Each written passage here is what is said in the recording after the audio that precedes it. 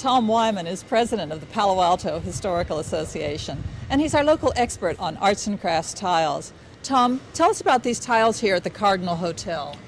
PA, what we've got here is the outside architectural tiles, decorative tiles, which really grace this Cardinal Hotel, which was built in 1924 by William Weeks and Burge Clark. William Weeks was the old-time architect of the day, and he really liked this automobile, as you see in this design, ceramic tile design. However, Burge Clark thought it should have been much more classical. You can see that Burge Clark lost that one. We have the automobile, which is in itself quite appealing.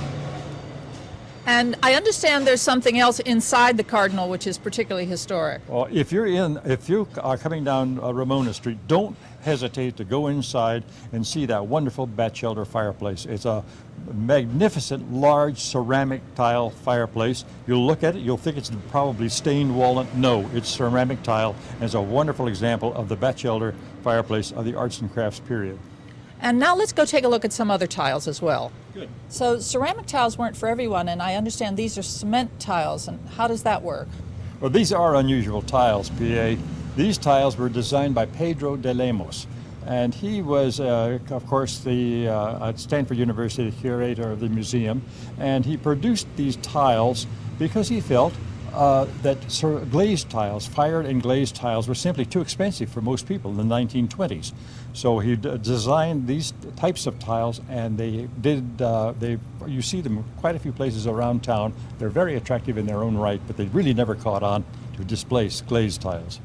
And the design on these particular tiles? Well, this particular series is a Mayan series of tiles, and they're very deeply incised, deeply incised.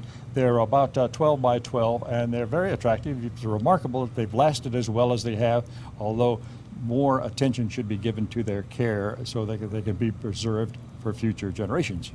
And let's go to the next tour. Good, let's go. Tom, now we're here at Nola's on Ramona Street, which has lots of different architectural aspects. Tell me about the stones in the floor first. Well, the stones are river pebbles that are arranged into rectangles, perhaps 12 to 15 inches square.